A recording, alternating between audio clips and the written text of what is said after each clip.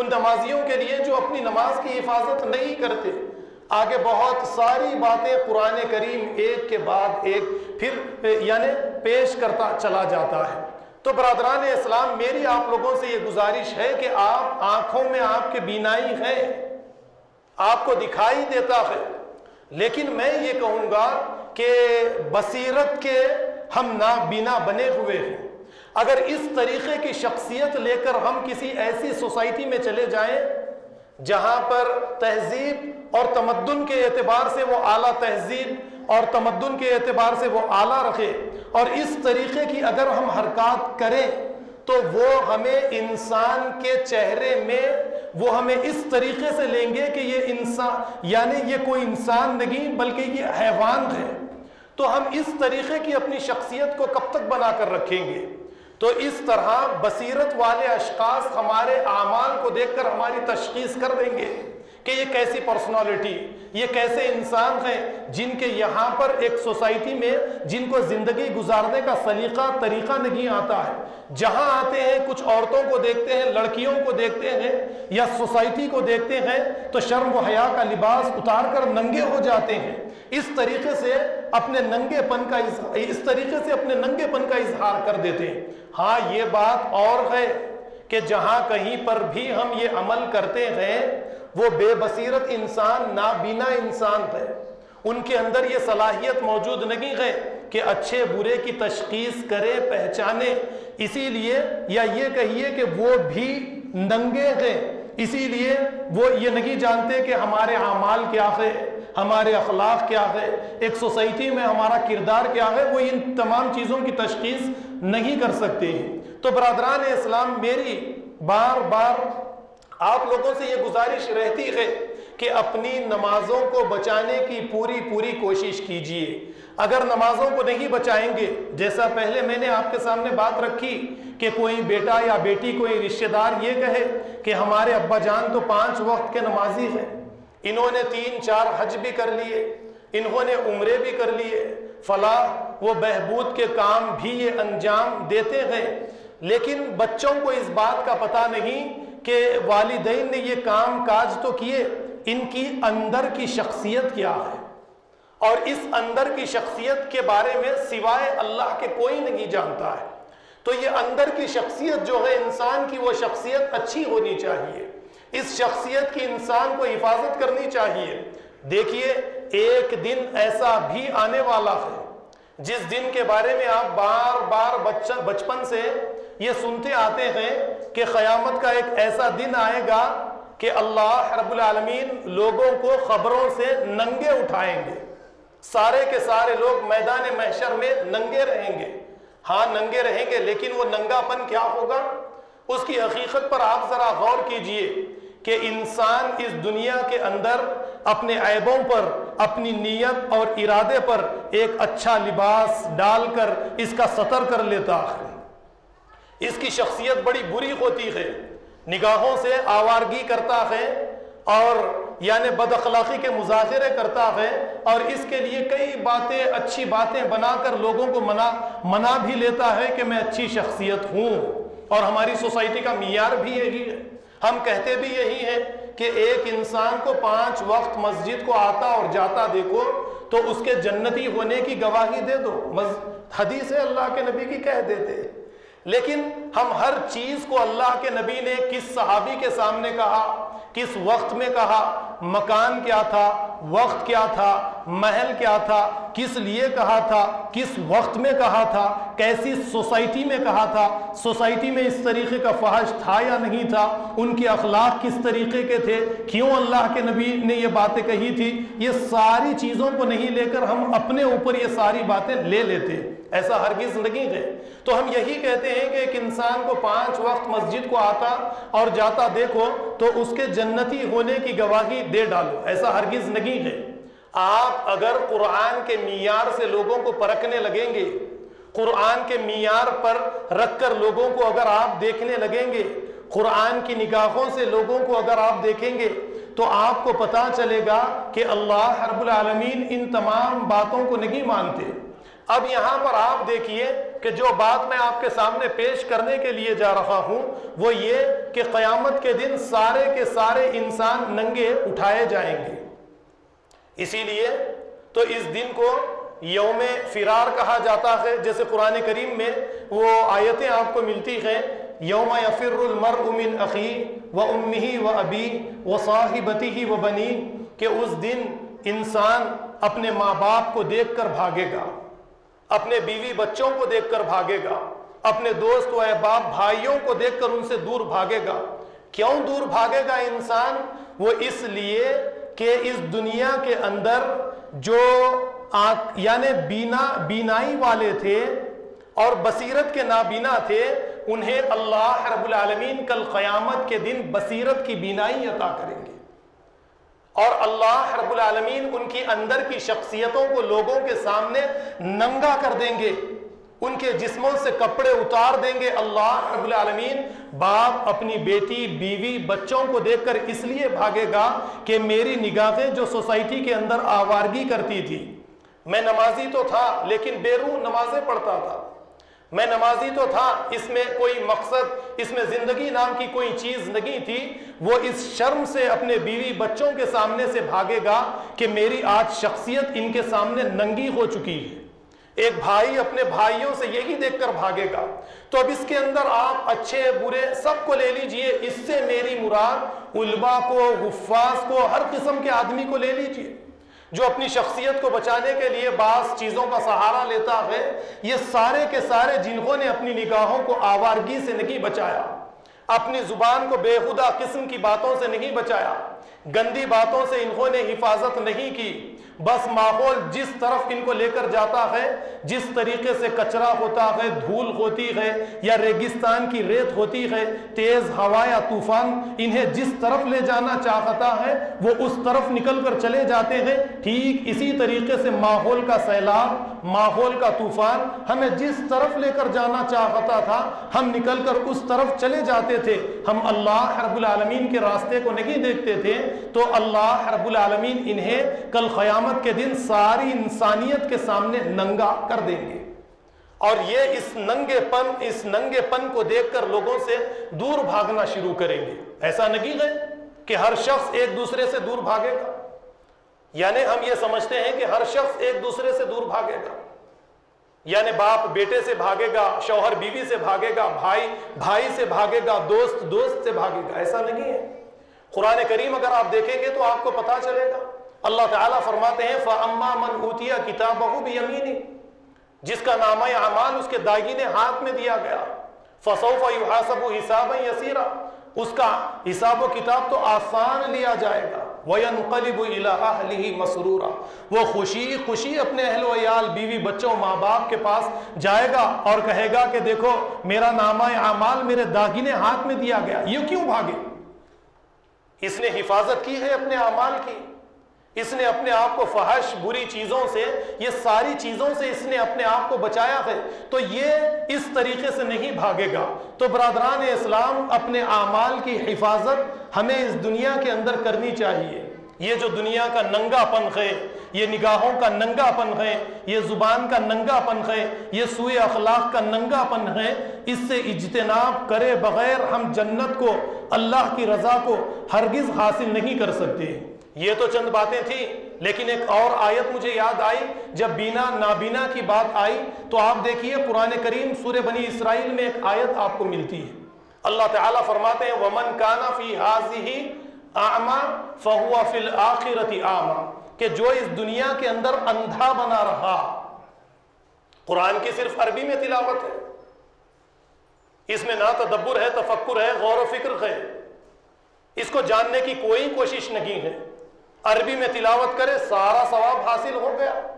بس اب یہی ثواب کو بخشنا ہے، نہ جانے کیا کیا اسٹاک بہت زیادہ ہو گیا تو بخشنا ہے، دوسروں کو دینا ہے، ایصال ثواب کرنا ہے، کیا کیا چیزیں ہیں وہ آپ اچھی طریقے سے جانتے ہیں۔ لیکن آپ دیکھیے کہ اس دنیا کے اندر اندھے بنے رہے۔ اللہ تعالیٰ فرماتے ہیں کہ کل قیامت کے دن اللہ تعالیٰ ایسے انسانوں کو حقیقت میں اندھا بنا کر اٹھائے گا۔ تو برادران اسلام، یہ تو ایک چیز تھی جو میں نے آپ کے سامنے رکھی ہے۔ اب اس میں بہت ساری اور بھی باتوں کو لا سکتا ہوں سوء اخلاق کو لے کر، وقت آگے جا رہا ہے، لیکن ایک آیت آپ کے سامنے رکھ کر سوء اخلاق یا گندی باتیں، بری باتیں، اس کو سمجھانے کے بعد ایک دوسرے موضوع کی طرف آپ کو لیے چلوں گا۔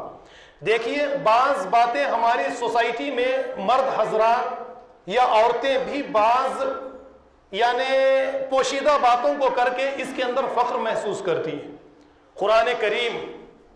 ایسے کسی الفاظ کو مسلمان کی زبان سے نکلوانا نہیں چاہتا ہے، اس کے اوپر پردے ڈلواتا ہے اور انداز اس طریقے کا اختیار کرتا ہے کہ کبھی مجبوراً سوسائٹی میں ایسی باتیں بیان بھی کرنی پڑے تو انہیں اشارتاً ہی لوگوں کے سامنے رکھ دیا جائے تاکہ لوگ اس کا مطلب بھی سمجھ لیں اور اللہ رب العالمین کا کیا فرمان ہے، اللہ تعالیٰ کیا سمجھانا چاہتے ہیں، لوگوں کو یہ بھی سمجھ میں اچھی طریقے سے آ جائے۔ تو دیکھیے آپ، قرآن کریم سورہ نساء میں اللہ تعالیٰ فرماتے ہیں او لامستم النساء فلم تجدوا ماء فتیمموا صعیدا طیبا، جب تمہاری عورتوں کو چھو کر آؤ۔ آپ غور کیجئے، اشارے میں کتنی باتیں اللہ رب العالمین نے کہہ دی۔ ہماری سوسائٹی پر آپ نظر ڈالیں، ہمارے الفاظ اقوال پر آپ نظر ڈالیں کہ کسی بات کو کرنے کے لیے ایک بات آدھی رکھ کر آپ کو سمجھاؤں، دسترخوان پر نہیں شرمانا چاہیے، آگے جو کہتے ہیں اس طریقے کے الفاظ سوسائٹی میں، اس طریقے کے اگر الفاظ سوسائٹی کے اندر بڑھتے چلے جائیں گے تو ہمارے بچوں کی کیا تربیت، تعلیم و تربیت ہوگی، آپ بتائیے۔ تو اللہ تعالیٰ نے جو انداز اختیار کیا کہ تمہاری عورتوں کو چھو کر آؤ، فلم تجدوا ماء، اور تمہیں پانی نہ ملے تو پاک مٹی کے ذریعے تم تیمم کر لیا کرو۔ ساری بات سورہ نساء کی اس چھوٹی سی آیت میں ایک بڑے مسئلے کا الفاظ کو کھول کر آپ کے سامنے رکھے بغیر اشارتاً ساری بات آپ کو سمجھا دی گئی۔ لیکن ہماری سوسائٹی کے الفاظ پر آپ غور کیجئے کہ بات کو کرنے کے لیے اتنی ڈیپ تک ہم، خاص کر نوجوان، اتنی ڈیپ تک چلے جاتے ہیں جس کے ذریعے مہذب انسان، ایک مہذب سوسائٹی، ایک تمدن اسے کبھی گوارا نہیں کرتے کہ اس طریقے کے الفاظ سنیں، ان کے کان اس طریقے کے الفاظ سننا نہیں چاہتے، اور تعلیم یافتہ اشخاص ایسی سوسائٹی میں رہنا بسنا نہیں چاہتے جہاں پر ان کے بچوں کی تعلیم اور تربیت کا مسئلہ اس طریقے سے ان کے سامنے پیش آ جائے۔ تو ہم نے خود اپنی سوسائٹی کو تباہ اور برباد کر لیا ہے۔ تو اس طریقے کے سوء اخلاق کو لے کر ہم اپنے آپ کو مسلمان نہیں کہہ سکتے اور اللہ کی بارگاہ میں ہم اپنے آپ کو ہرگز کامیاب نہیں کر سکتے۔ ایک دوسری بات کے بعد میں تیسری چیز کی طرف میں آپ کو لیے چلوں گا، وہ ہے دعوتوں پر۔ آپ ذرا غور کیجئے، روزانہ ولیمہ رہے گا، شادی رہے گی، رنگین دسترخوان ہمارے سامنے رہتے ہیں، اور ان دسترخوان پر جانے کے بعد میں جو چیز غور کی جاتی ہے وہ یہ کہ ہمارے بعض اشخاص، سب کو میں نہیں کہہ سکتا، جب ان کے سامنے پوٹلا آ جائے یا اسی طریقے سے مچھلی آ جائے تو اس کے بعد میں ان کی کیفیت دیکھیے کہ ان کی کیفیت کیا ہوتی ہے۔ شرم و حیا کا جو لباس ہوتا ہے وہ اس دسترخوان پر اتار کر پھینک دیتے ہیں، ننگے ہو جاتے ہیں، اور جیسے قرآن کہتا ہے یأکلون کما تأکل الانعام، اس طریقے سے کھاتے ہیں جیسے حیوان، جیسے جانور کھاتے ہیں اسی طریقے سے انسان کھاتے ہیں۔ آپ ایک جنگل میں دیکھیے کہ حیوان کسی جانور پر شکار کرتا ہے تو کس طریقے سے شکار کرتا ہے، دسترخوان پر اسی طریقے سے ہم ننگا پن کرتے ہیں۔ اور پھر اس کے بعد میں آپ بہت ساری باتوں کو آپ اپنی طرف سے بناتے جا سکتے ہیں۔ اس کی اجازت پہلی چیز تو اسلام دیتا ہی نہیں ہے، اور دوسری بات جو ہمارے سامنے رہنی چاہیے وہ یہ کہ روزانہ رنگین قسم کے دسترخوان پر بیٹھنے والے اور لذت دار غذاؤں کا اہتمام کرنے والے ایسی قوم سے کوئی بڑا کارنامہ انجام دینے کی امید ہم نہیں رکھ سکتے۔ لیکن ہماری سوسائٹی میں کچھ باتیں عام ہیں کہ گوشت کھائیں گے، پوٹلا کھائیں گے تو طاقتور بنیں گے، یعنی لذیذ لذیذ غذائیں کھائیں گے، ولیمہ کھائیں گے، شادی کھائیں گے تو طاقتور ہو سکتے ہیں۔ تو برادران اسلام، کیا صحابہ کرام اسی طریقے سے رنگین دسترخوانوں پر بیٹھ کر اپنے آپ کو طاقتور بنائے تھے؟ صحابہ کرام، انبیاء علیہم السلام کی غذاؤں کو کبھی آپ نے دیکھا؟ سوکھی روٹی، سوکھے کھجور، کھانے کے لیے کچھ نہیں ہوتا تو روزانہ پانی پی کر اپنی بھوک کو مٹا لیا کرتے۔ ہم رات اور دن اس طریقے کی اگر غذاؤں کا اہتمام کریں گے تو اس قوم سے وہ بڑی امید وہ بڑی امید ہم نہیں لگا سکتے کہ یہ دنیا کے اندر انقلاب لائیں گے، اسلام کے لیے کچھ کریں گے، اسلام کے لیے کٹ مرنے کے لیے تیار ہو جائیں گے۔ تو اس طریقے کی قوم سے ہم کوئی اچھی امید نہیں لگا سکتے۔ ذرا آپ دیکھیے کہ آج ہمارا کیا حال ہے۔ روزانہ 3-4 دعوتوں کا اہتمام روزانہ چلتا ہے۔ کیا کوئی صحابی اس طریقے کے رنگین دسترخوان سے پلی بڑی شخصیت آپ کو ملتی ہے؟ کسی صحابی کی شخصیت کو آپ پیش کر کے بتائیے کہ اس طریقے کے دسترخوان کی پلی اور بڑی شخصیت ہے۔ اگر ہمارا یہی معاملہ رہے گا تو نہ تو ہمارے بچوں کی صحیح طریقے سے تربیت ہو سکتی ہے۔ وہ باتیں آپ کر لیجئے کہ گوشت میں طاقت ہے، بادام میں طاقت ہے، یہ آپ کے یہاں پر ہو سکتی ہے، لیکن میں اسلام کا مطالعہ کرنے والا، اسلام کو پڑھنے والا، صحابہ کرام انبیاء علیہم السلام کی سیرتوں کو دیکھنے والا، ان کی طاقتوں کا دار و مدار اگر کوئی تھا تو وہ ایمان تھا۔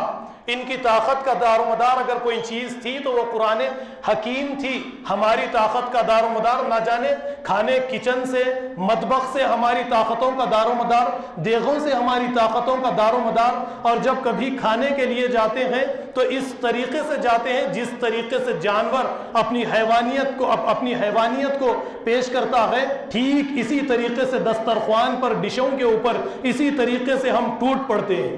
برادران اسلام، یہ ساری چیزیں چلنے والی نہیں ہیں۔ دیکھیے، ہمیں اجتناب کرنا پڑے گا، ہمیں پرہیز کرنا پڑے گا۔ تو